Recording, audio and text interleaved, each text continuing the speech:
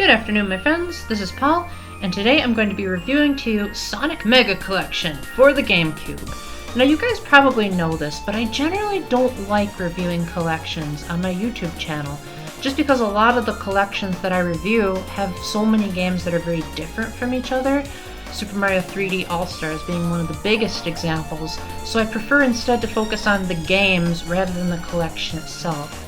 However, Sonic Mega Collection does such a great job of not only packaging all of Sonic's Genesis games, but also having so much additional content to celebrate Sonic's, arrival on the Nintendo scene, that I felt like it's worthy that I talk about the GameCube disc as a whole, and if I want to talk about the games, I can save them for future reviews.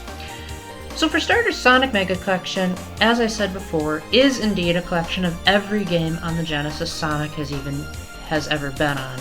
This even includes the silly little bonus games such as Knuckles in Sonic 2, Sonic 3 and Knuckles, and Blue Sphere, which you could unlock by plugging a game into the Sonic and Knuckles add-on that wasn't Sonic 2 or 3, so you'd be able to play some bonus Blue Sphere minigames.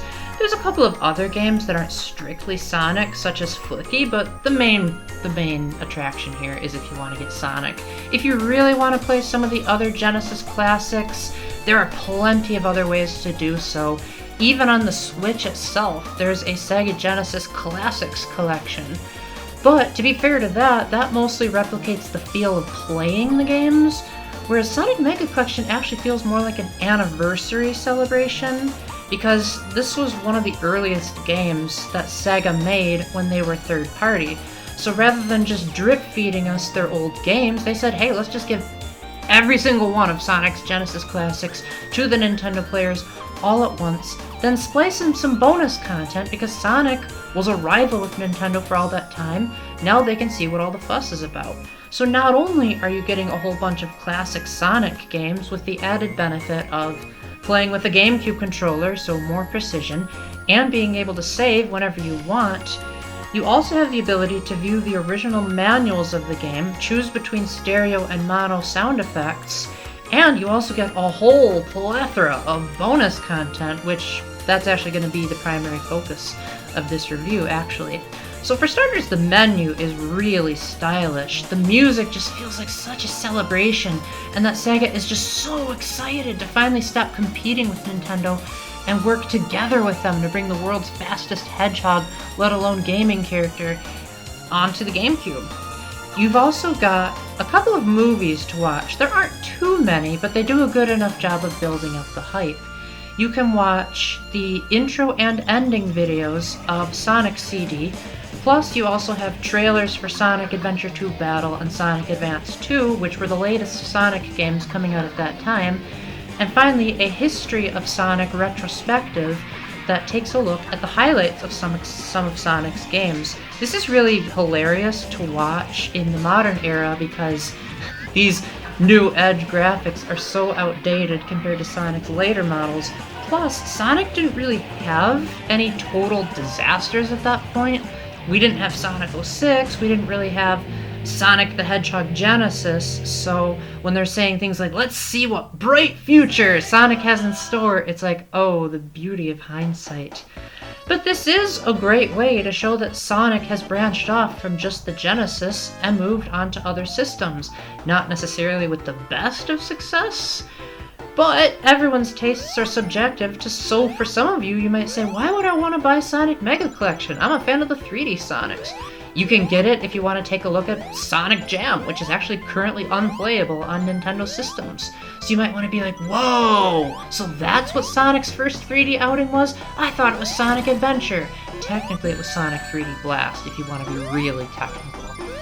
Then, there's even more extras than that. You also have quite a few illustrations and comic books to read. There's so many comic books in here that I didn't even bother looking through most of them, mainly because I'm not really a comic book fan. I haven't even gotten into the Marvel comics, and my sister and I are big fans of the Marvel Cinematic Universe. So this wasn't an avenue that particularly interested me, But I do think this is a great way to preserve a lot of Sonic's extended universe history, especially when I don't think Nintendo would ever do such a thing. They'd consider it unofficial property and try to take it down or something along those lines. Whereas Sega is embracing the creative community that wants to take Sonic in another direction. And just think, Sonic Mania wasn't even heard of until over a decade after this game came out. So Sega really does do what Nintendon't. Plus you've also got several illustrations. Not all of them are fantastic, but a lot of them are really hard to find nowadays. Like, there was one that was an ad on a Japanese magazine, for example, if you really want to get deep into Sonic. You've even got some of the alternate covers for the games for other releases.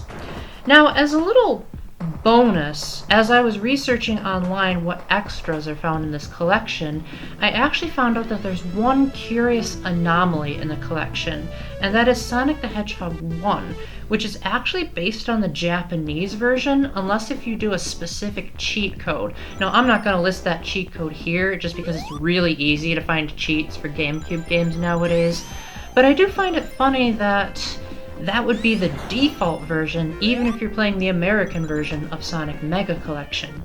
Now, as far as the games themselves, I would say that they're pretty much spot-on adaptations of the Genesis games. They play pretty much exactly like you'd expect, with the added benefit of having the GameCube control stick. However, I did notice that some of the sound effects and music were occasionally a bit choppy. Like, if Sonic was moving too fast, sometimes the music would slow down a little bit. Also, the sounds of the rings seem to be really off, but maybe that's just because I'm so used to better emulations that hearing them in a more faithful version of what they were on the Genesis was a little bit jarring. Also, if you take Sonic 3 and Knuckles, you get the original Michael Jackson, but not Michael Jackson soundtrack in a lot of the later zones and boss battle themes. So if you were hoping for, say, the alternate arrangements of some of the later zones from the PC port of Sonic 3 and Knuckles, you're out of luck. This isn't like the Sonic 3 and Knuckles Complete Edition on iPhone, so you're only getting what was on the Genesis. That being said, I really like the Michael Jackson version of Ice Cap Zone, but for purists, they might be thinking that that's a little bit limited. Also, Dr. Robotnik's Mean Bean Machine is itself a very special exception to this collection because it's not technically a Sonic game. It's just that Robotnik happens to be the main character in the story mode, but it's actually more of a Sonic reskin of Puyo Puyo, which is a color matching game that's really popular in Japan. But here in America, we haven't had too much of it, and it's really only been in recent years that we've gotten more of a look at it, most notably with games like Puyo Puyo Champions and Puyo Puyo Tetris. So it's really more of a puzzle game than a platformer. The other Sonic games are of course going to be open to individual interpretation, but I would say that if you don't have the option to get the DS game Sonic Classics Collection, this is actually the only other way to officially play Sonic 3 and Knuckles due to the licensing controversy with how the music was made. So I highly recommend you pick up this collection. It might be a little bit costly or hard to find nowadays because it's on the GameCube, but it's definitely nowhere near the hundreds of dollars that Path of Radiance will run you.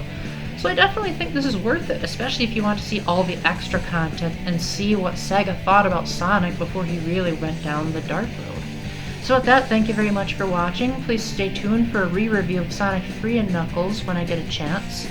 And until the next time, keep the faith, stay epic, God bless, and let's hope that Sonic never makes such a big blunder as he does in some of his more recent entries ever again. Bye-bye for now.